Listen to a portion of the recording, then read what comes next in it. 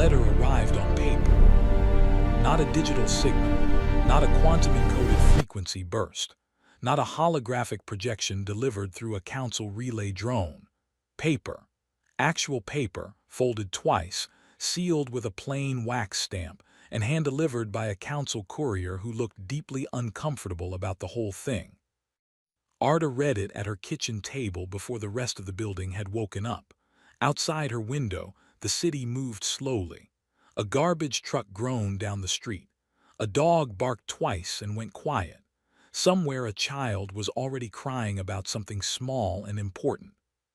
The letter told her she had 30 days to appear before the Galactic Council's Grand Assembly and sign the compliance accord on behalf of the human species. She folded it back along its original creases and put it under her coffee cup to use as a coaster. 3 weeks later, she was on a shuttle heading toward a station so large it had its own weather systems inside. The council had built it 600 years ago when they believed architecture was a form of argument. Every corridor was designed to make visitors feel small.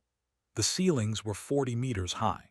The floors were polished black stone that reflected everything back at you, slightly distorted. The air smelled like something between a library and a hospital. Arda walked through it with her hands in her jacket pockets. Her aide, a young man named Dav, walked beside her and kept checking his tablet. He had been briefed 14 times on council protocol. He knew which direction to bow, how long to pause before speaking, and which topics were considered spiritually offensive to the Dravi delegation. Arda had read none of the briefing documents. She had spent the journey reading a book about soil erosion on the eastern steppe. The Grand Assembly Hall held 11 species. Each had a tiered section rising up from the central floor like the inside of a coliseum. The seats were full. Every delegate, every aide, every observer from every council member world was present. The message was clear. This was not a conversation. This was a ceremony. Humanity was expected to walk to the center, accept the document, and sign it. At the center of the floor stood a table. On the table sat the compliance accord. It was bound in something that looked like leather but probably was not. Beside it stood Sara. Sara was the council's primary ambassador for new species integration, which was a polite way of saying she was the one who delivered ultimatums. She was tall, built like something that had decided to become a diplomat only after trying several other options first. Her exoskeleton was the dark copper color of old machinery. Her compound eyes caught the light in a way that made it impossible to know where she was looking. She did not greet Arda. She gestured at the document. Arda walked to the table. She picked up the compliance accord. It was heavy. She turned to the first page, then the second, then skipped to the middle, then to the end. Dav stood very still and tried not to look at the 11 alien delegations staring down at them. Arda set the document back on the table. She looked at Sara. "No," she said. The word was not loud. It was not angry. It sat in the air of the assembly hall the way a stone sits after you drop it into water. Everything rippled outward from it. Sara's mandibles moved. "You do not understand the consequences of." "I understand them fine," Arda said. "The answer is still no." The hall erupted, not in one voice but in 11, overlapping, each species reacting according to its own tradition. The Dravi delegates stood and spread their feathered arms wide, which meant something serious in their culture, though nobody in the human delegation was entirely sure what. The Lu amphibians in their water-lined section made a sound like a pipe organ played badly. The insected gallery nearest to the floor began clicking rapidly among themselves. Sara held up one arm and the noise dropped. She was very good at that. "The accord is not optional," she said. "Every species that has entered galactic space has signed it. Every species." "Then we will be the first that does not," Arda said. "You do not have the military strength to resist council." "We're not resisting anything," Arda said. "We are declining. Those are different. You are welcome to disagree with our decision. We are not interested in changing it." She picked up her bag from the floor. She looked once more at the document on the table, at the room full of ancient, powerful species who had built stations the size of small moons, who had treaties stretching back further than human written history, who had never once considered that a new species might simply say no and mean it. Then she nodded politely at Sora and walked toward the exit. Dov followed. He was sweating through his jacket. Behind them, the hall descended into an argument that would last 11 hours and resolve nothing. On the shuttle back, Dov finally spoke. "They're going to sanction us. They're going to blockade our trade routes. They could freeze every human account in galactic banking." Arda was looking out the viewport at the station growing smaller behind them. "Yes," she said, "probably." "And you're not worried?" She thought about it honestly. "I'm worried about the soil erosion study," she said. "The Eastern Steppe numbers are worse than anyone is reporting. The council stuff will sort itself out." Dov stared at her. She turned a page in her book. The sanctions were announced on a Tuesday. By Wednesday, 17 different council member species had quietly sent private messages to Earth's Trade Bureau asking whether the sanctions applied to existing contracts or only new ones. By Thursday, the answer was technically yes but practically complicated, which is the kind of answer that keeps lawyers employed and everyone else confused. The council had designed the sanctions in 3 weeks. It normally took them 4 years to agree on anything. The speed was meant to be impressive. What they had not done in those 3 weeks was ask a single economist to look at what they were sanctioning. Human food exports had been running for 80 years. Earth had a way of growing things that required almost no modification for most biological systems in the galaxy. Something about the soil composition, the microbial diversity, the fact that humans had been selectively breeding crops for 10,000 years before they ever left the planet. The result was food that was cheap, stable, and worked. 41 species ate it. 11 of those species were council members. Human medical compounds had been in circulation for 60 years, not the advanced ones, the basic ones: antiseptics, anti-inflammatories, clotting agents, the kind of thing you did not notice until it was gone. 14 species used human-derived pharmaceuticals in their standard field medical kits. Human reactor cores powered small and medium stations across 12 systems, not because human engineering was the most advanced. It was not, but because human cores were simple, modular, and could be repaired by anyone with a basic toolkit and a downloaded manual. 38 orbital stations ran on them. The sanctions froze all of this. Week 1 was fine. Everyone had stockpiles. Week 4, the Peth Nomad fleet sent an urgent message to the council reporting that their food recyclers were struggling, and they had been counting on the next human export shipment to supplement protein reserves for their outer colony clusters. Week 6, a Lu medical station near the Dara system reported a shortage of wound-sealing compound and asked which council-approved alternative they should use. The council sent them a list of 3 options. 2 were not manufactured anymore. 1 cost 11 times more.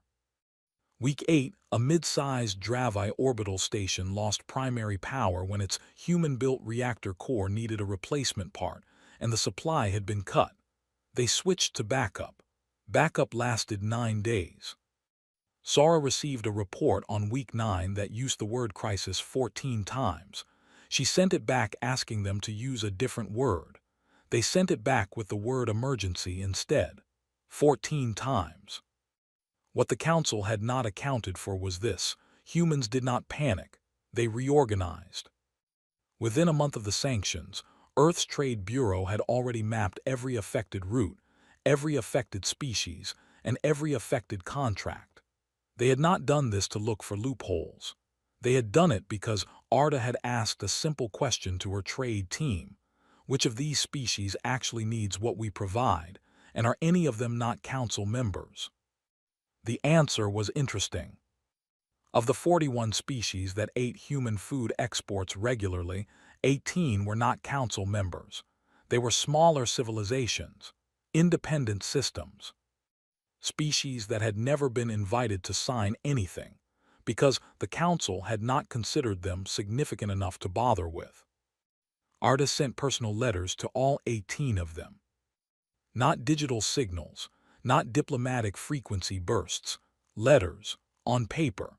She had made a note about that after the council's first letter arrived. Something about paper said you had taken the time to decide what to write. The letters were short.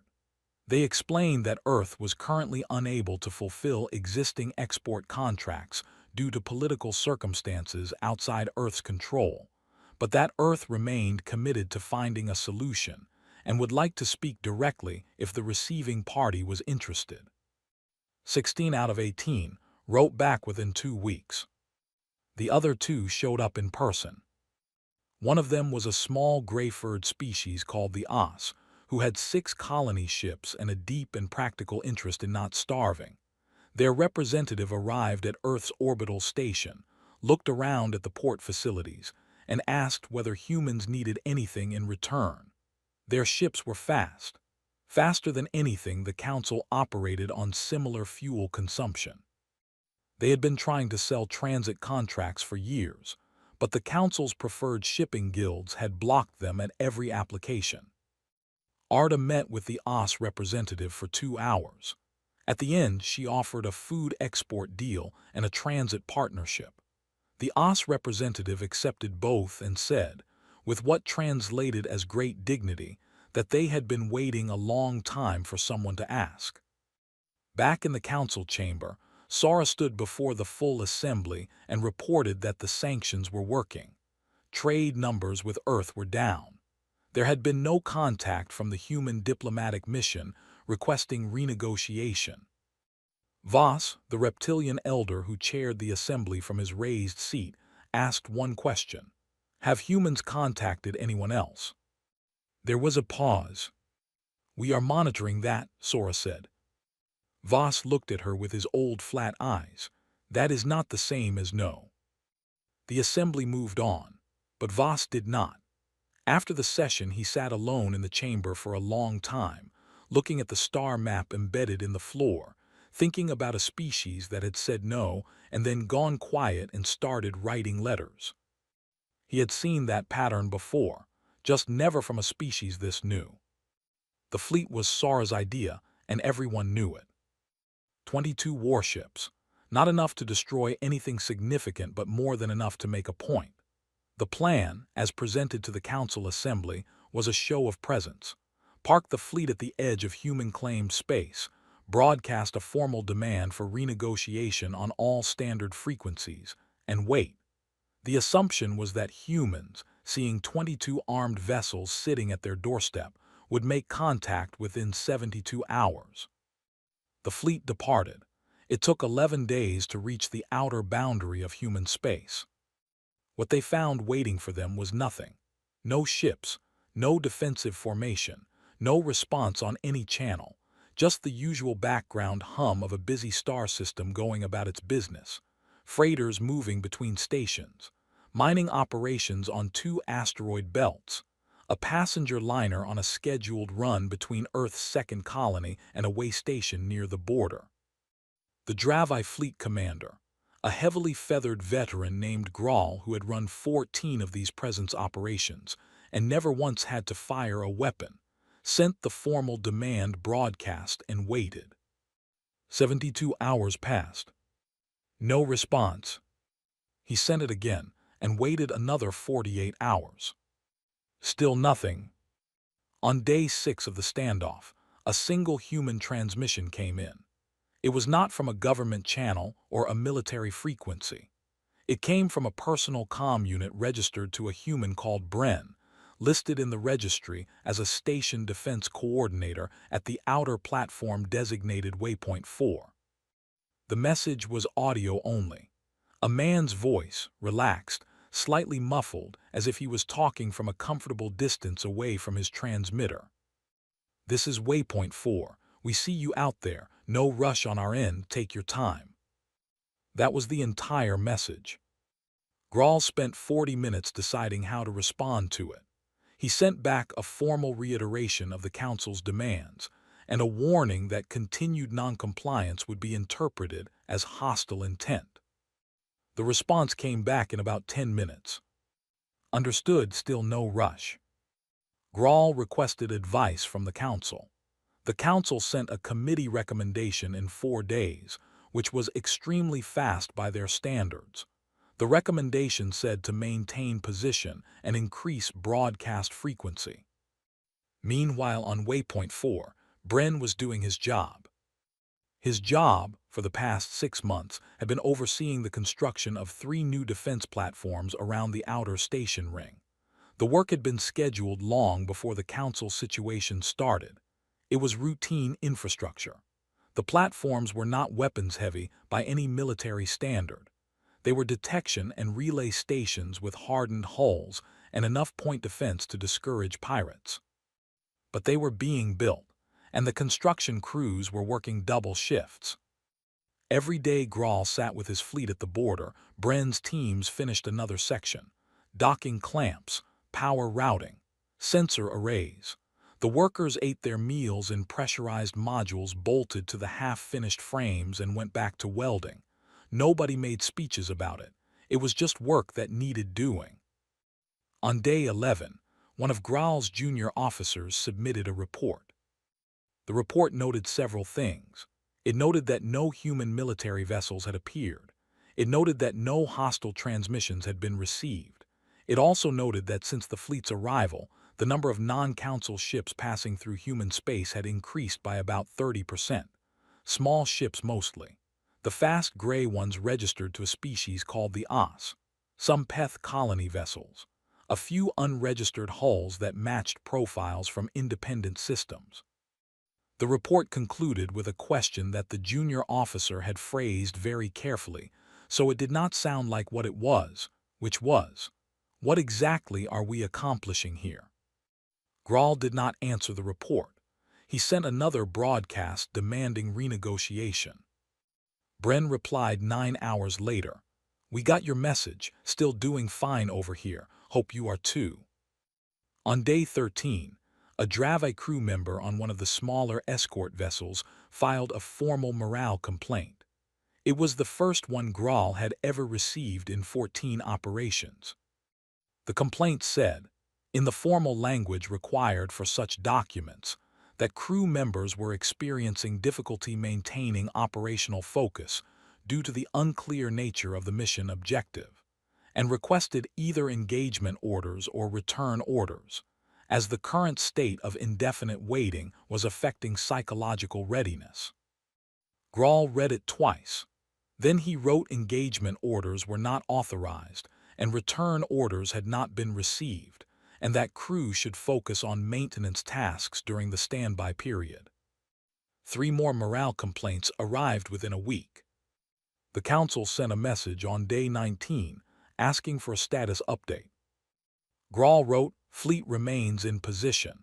No human military contact. No response to formal demands. Human construction activity in the area continues. Non-Council traffic through human space continues to increase, awaiting further instructions.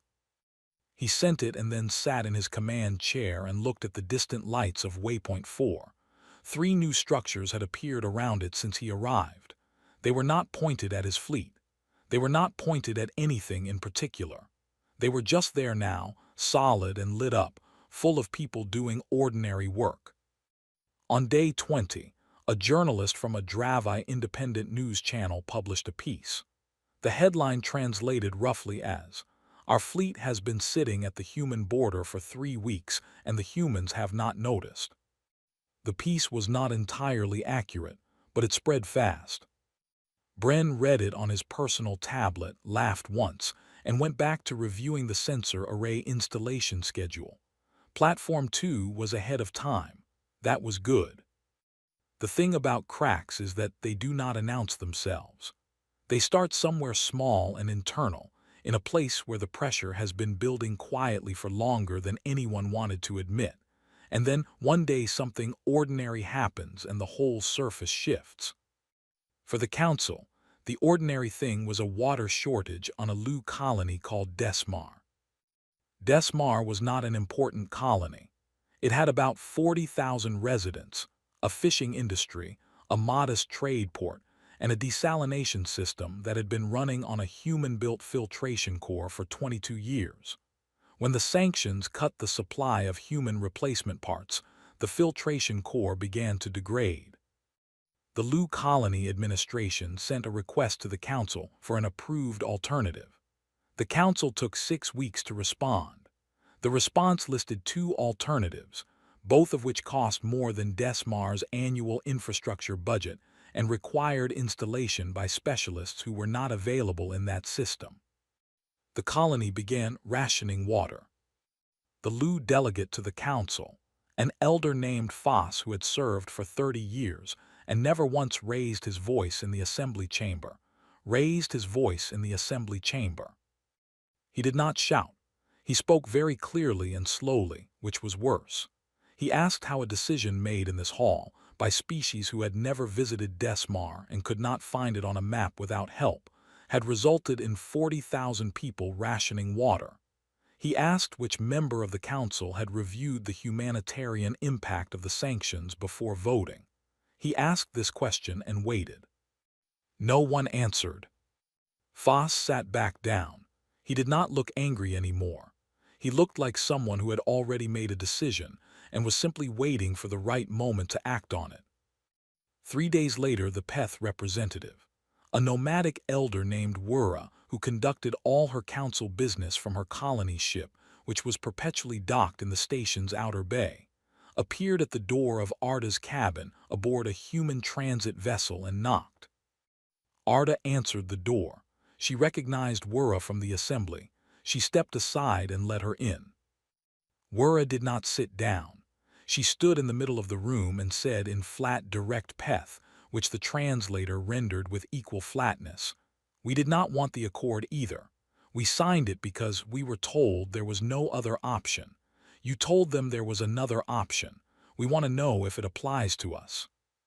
Arda looked at her for a moment. "Sit down," she said. "This will take a while." Wura sat.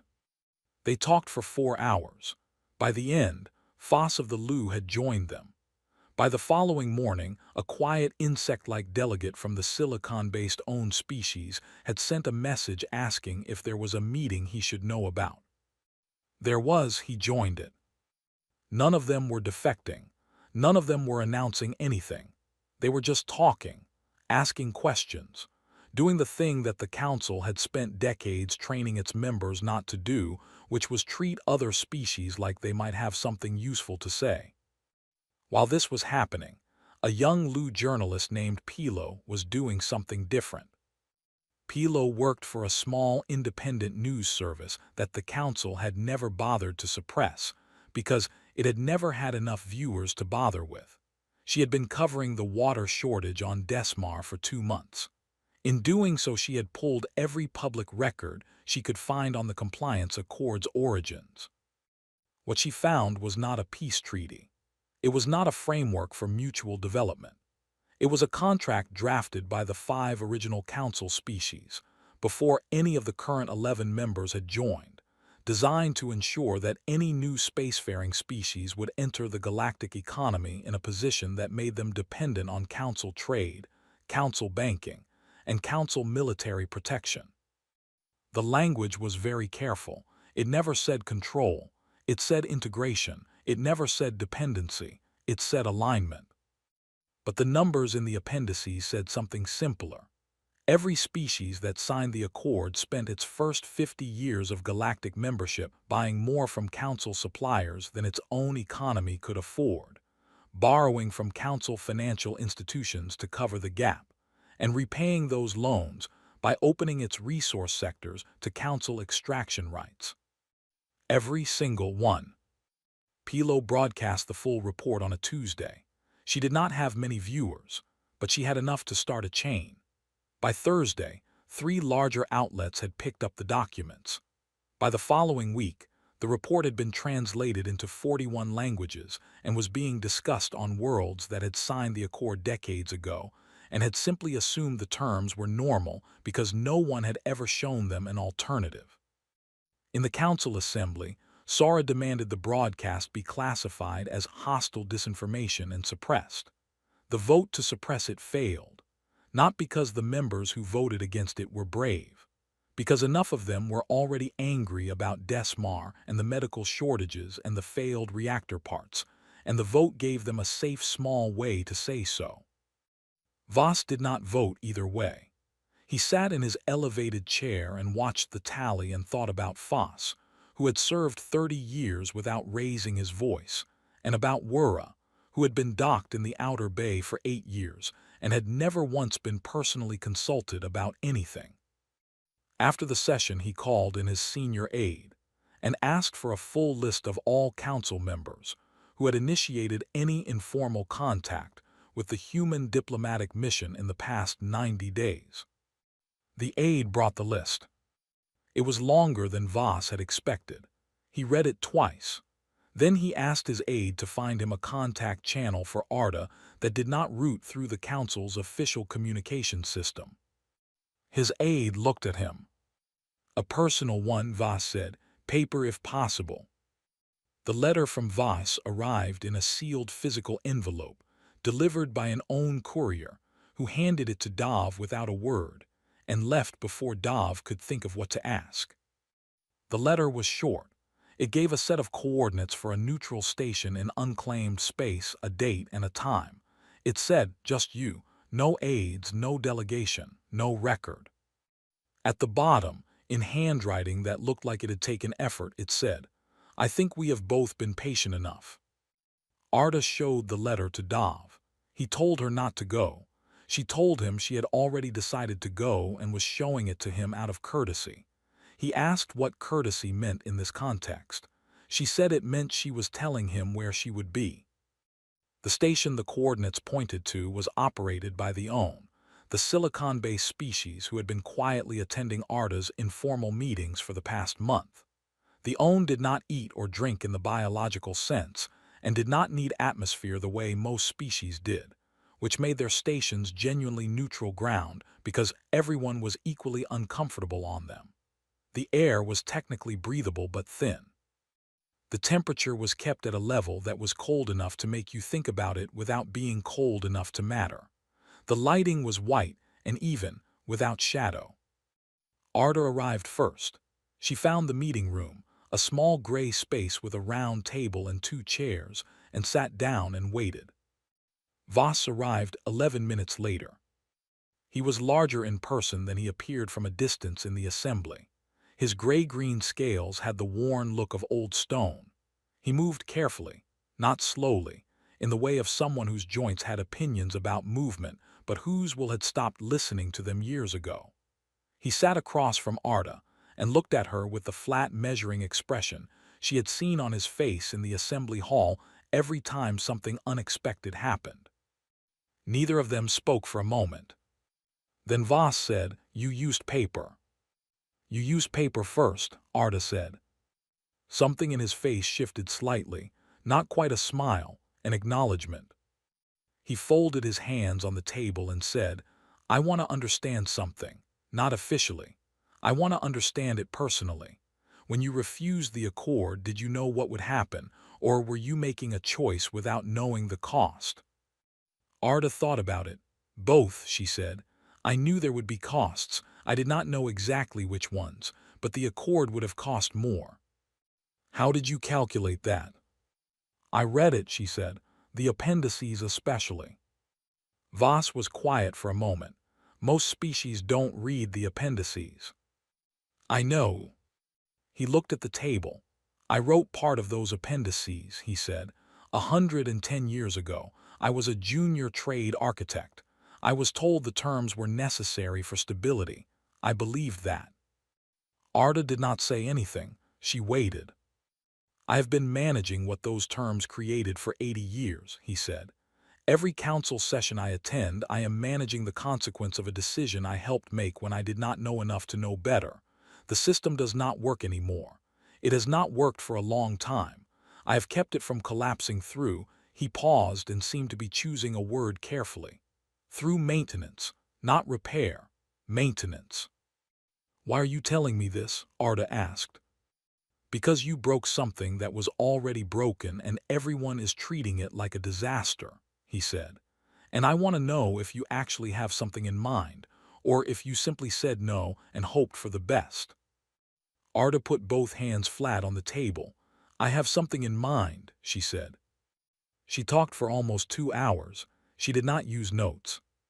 She talked about what the Lu had said in their informal meetings, what the Peth needed and did not have, what the Own had been observing for 60 years from the outside of every room they were technically allowed to be in. She talked about the 18 non-council species who had written back to her letters and the 2 who had shown up in person. She talked about what a replacement framework could look like if it was built around what species actually needed, rather than what the founding 5 had needed when they built the original. She talked about a round table where nobody's chair was higher than anyone else's. Voss listened. He did not interrupt. He did not check anything on any device. He listened the way someone listens when they have been waiting a long time to hear a particular kind of thing and are not going to risk missing a word of it. At the end he said, I cannot publicly support this, not yet. I know, Arda said. Several council members will resist it. Sara will resist it loudly. I know that too. You could be building something for years, and it might not hold. Arda nodded. Things that hold are usually built slowly, she said. Voss looked at her for a long moment. Then he said something that his translator rendered as, You are a very strange species. Arda considered that. In what way? You act as if the outcome is already settled, he said, but you have no guarantee of anything. You are operating entirely on, he searched for the word, commitment, without certainty. Yes, she said. Why? She thought about Desmar's water shortage, about Wura sitting in the outer bay for 8 years and never being asked anything, about Pilo's broadcast reaching 40 billion people who had simply never been shown the appendices. Because someone had to start, she said. Voss stood to leave. At the door he stopped without turning around. I will not obstruct what you are building, he said. That is the most I can offer right now. Arda stood. That is more than I had this morning, she said. He left. She sat back down and stayed in the thin, cold air of the Own station for another 20 minutes, thinking through everything that needed doing next. The list was very long. She found that it did not feel heavy. It felt like work that had been waiting for someone to pick it up. She picked up her bag and went to do it. The station had no name when construction started. Halfway through, the OS workers who were doing the hull section started calling it Kethvor in their own language, which translated as something between first door and the place before the place. The name stuck. Nobody officially approved it. It did not need approval. That was, in a small way, the point. It was built in unclaimed space, equidistant from 11 different systems, on a design that no single species had drawn. The OS contributed the frame. A Peth engineering collective handled the internal atmosphere systems. Lu biologists designed the water filtration. Human teams built the reactor cores and the communication array and the medical bay. The OWN consulted on the structural stress calculations and said nothing else and did exactly what they said. It took 14 months. The day the first session of the Open Assembly was scheduled, 31 species sent delegations. There was no ceremony, no procession, no document signing visible to cameras. The doors opened at the appointed time and people walked in and found their seats. The seats were all the same. The table was round. The ceiling was high enough to be comfortable but not so high that it was trying to say something about power. The lighting was warm. Someone had put a small plant in a pot at the center of the table, which had caused a brief logistical discussion about whether plants sent a message, and the conclusion had been that it just looked nice, and that was enough of a reason. Arda did not sit at the head of the table. She sat between the OS representative and a small, quiet delegate from a species called the Mav, who had 3 colony ships, no military, and a sophisticated tradition of water-sharing law that turned out to be very relevant to 7 ongoing disputes in the outer systems. The first item on the agenda was Desmar. Not symbolically. Actually, the water shortage was still ongoing. The new assembly had no formal power yet, but it had something more immediately useful, which was 31 species in one room who could ask directly, who has what, who needs what, and how do we move it? The OS said their fast ships could carry filtration components from a human manufacturing station to Desmar in 9 days. The LU confirmed which components were needed. A human logistics coordinator named Sati, sitting in the back row of the human delegation, because Arda had specifically asked the senior people to sit in the back and let the working-level staff sit at the table, confirmed that the components were available and could be released within 48 hours. The whole conversation took 22 minutes. In the old council, it would have taken a committee, a subcommittee, a formal request, a review period, a counter review, a budget allocation vote, and 4 months minimum. Foss of the Lu, who had served 30 years and raised his voice once, sat very still during those 22 minutes. Afterward, during the break, he found the corner of the corridor where Arda was drinking something warm from a metal cup and stood beside her without speaking for a moment. Then he said, 22 minutes. Yes, she said. He nodded and went back inside. 6 of the 11 council member species had sent observers. They sat in a separate section and did not formally participate. One of them, a Dravi officer named Rail who had been on Graal's fleet during the border standoff and had filed one of the morale complaints, was attending as a private individual on personal leave. She sat in the public gallery and watched everything and took notes in a small book she had brought herself. Sora had issued a statement calling the Open Assembly an illegal parallel structure and a direct challenge to council authority. The statement was covered by 7 news outlets. Pilo's follow-up report on the Desmar resolution was covered by 43. The session ran 16 hours over 2 days. 3 disputes were formally acknowledged and assigned working groups. 1 trade agreement was signed. The MAV water-sharing framework was accepted as a starting template for resource dispute mediation. 2 species who had been in a low-level conflict over an asteroid belt for 11 years agreed to pause hostilities and send representatives to a mediation session the following month. Nobody gave a speech about it. It just went on the schedule. On the last evening, after the formal session had ended and people were eating in the common area and talking in the informal way that often moves things further than official sessions do, Arda sat alone for 10 minutes near the viewport looking out at the star field. Dov found her there. He sat down and did not say anything for a while. "How do you feel?" he eventually asked. She thought about it honestly. "Tired," she said, "and like there is a great deal more to do." "There is," he said. "Good," she said. Back on the council station, Voss was in his office reading the session summary. It had been sent to him by one of the observers, not officially but personally. He read it carefully. He read the part about Desmar twice. He read the part about the MAV framework and looked up the species in his records and found that the council had assessed them as too small to merit formal engagement on 4 separate occasions over the past 30 years. He sat with that for a while. Then he opened a personal document on his private terminal, not a council file, a personal one. He had been adding to it for years, slowly, the thoughts he could not say in the assembly and the questions he could not ask out loud. He added 1 line. It said they asked the MAV. He closed the document. He looked at the star map on his wall for a long time. Then he opened a blank message to Arda and started writing, slowly, the way someone writes when they are choosing every word. He did not send it that night, but he finished it. He would send it in the morning. Outside, in the corridors of the council station, things moved the way they always moved. formal and careful and slow.